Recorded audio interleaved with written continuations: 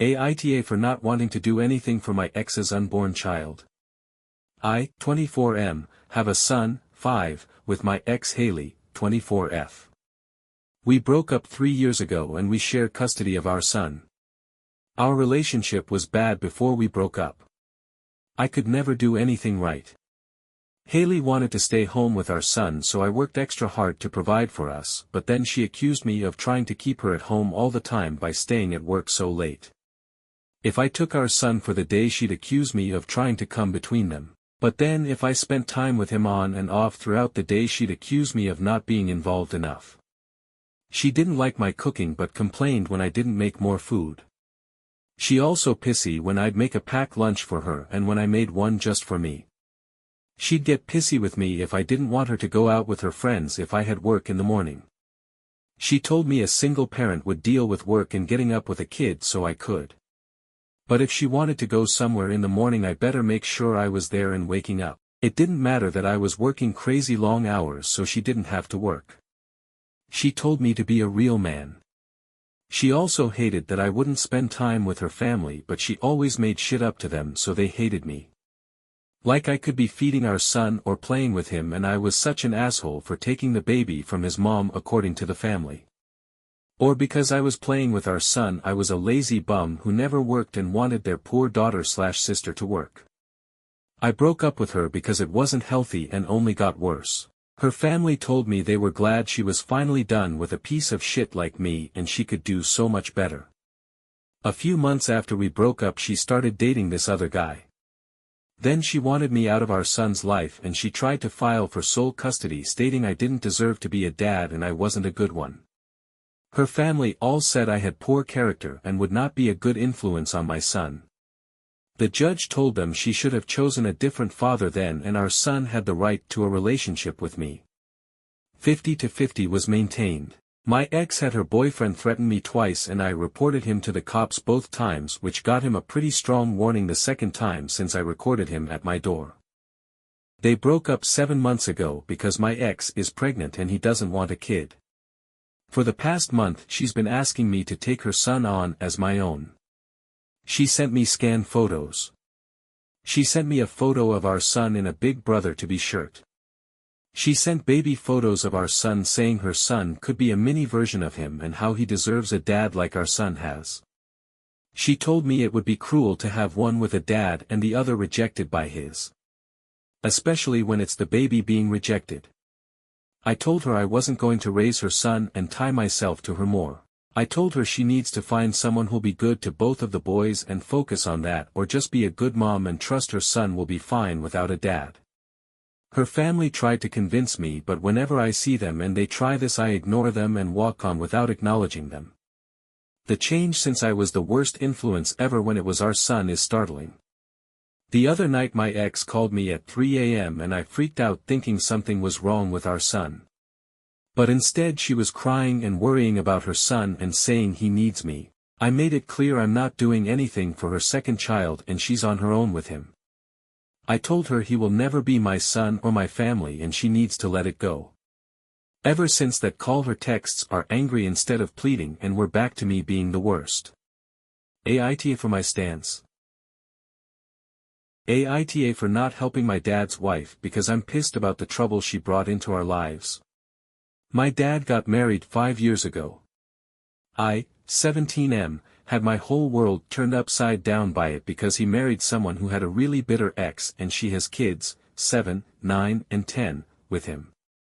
Her ex smashed our downstairs windows, which we can't prove, but he attacked my dad, which he served 6 months for, used to sit outside the house for hours and he'd say threatening shit or he'd insult me and my dad and dad's wife.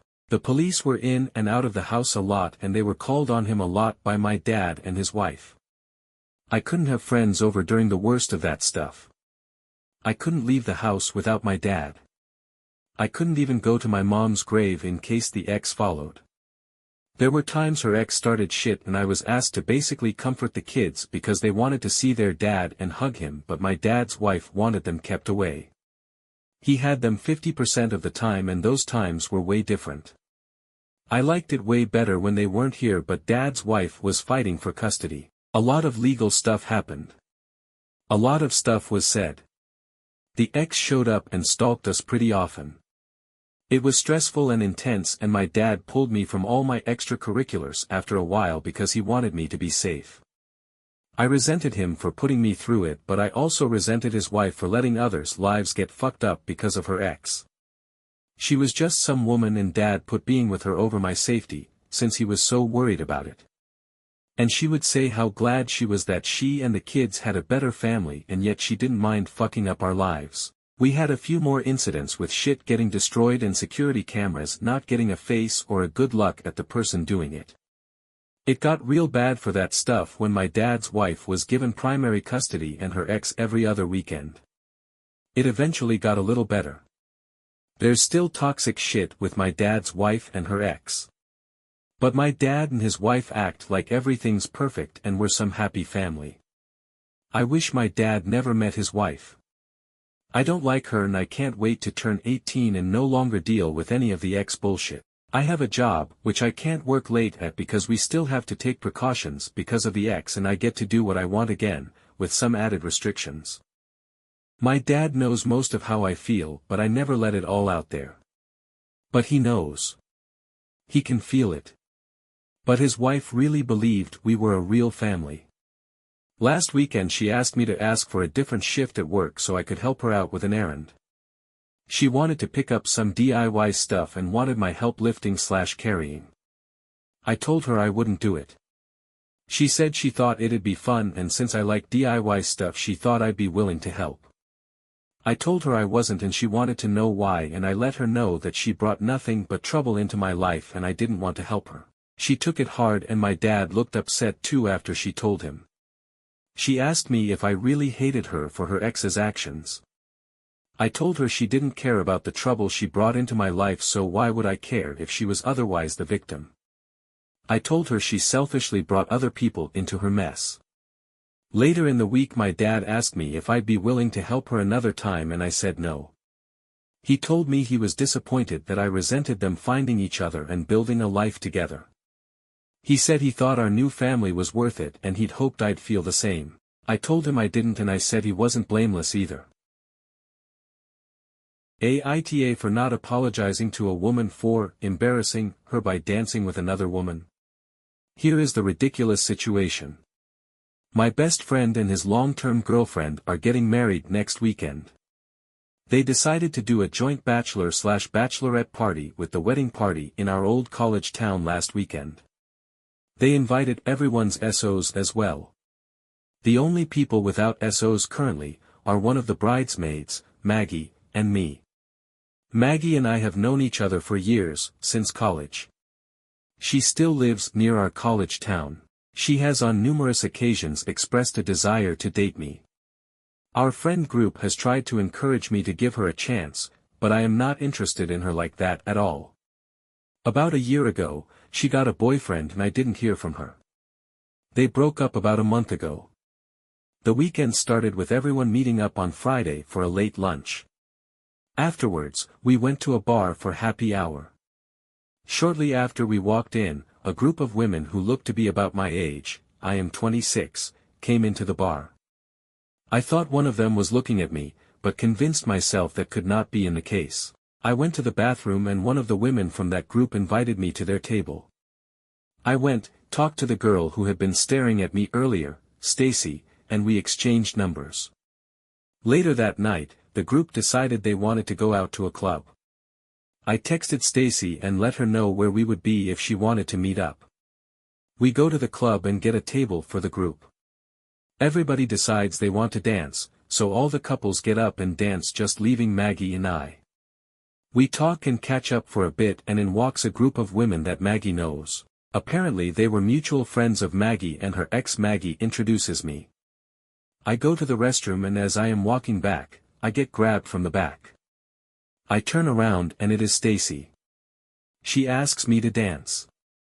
So, we end up dancing to like 4 to 5 songs or so.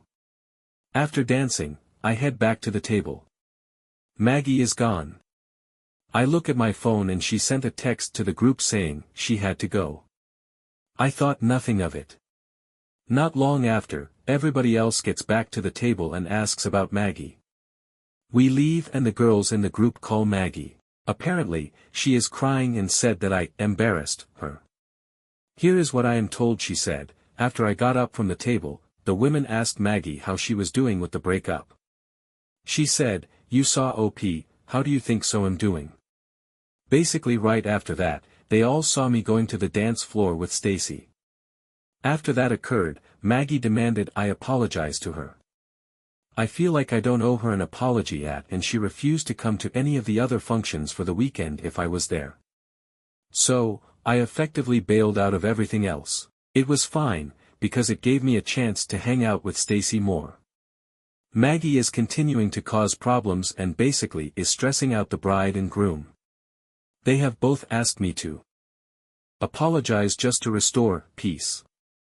I am refusing because I did absolutely nothing wrong. AITAH.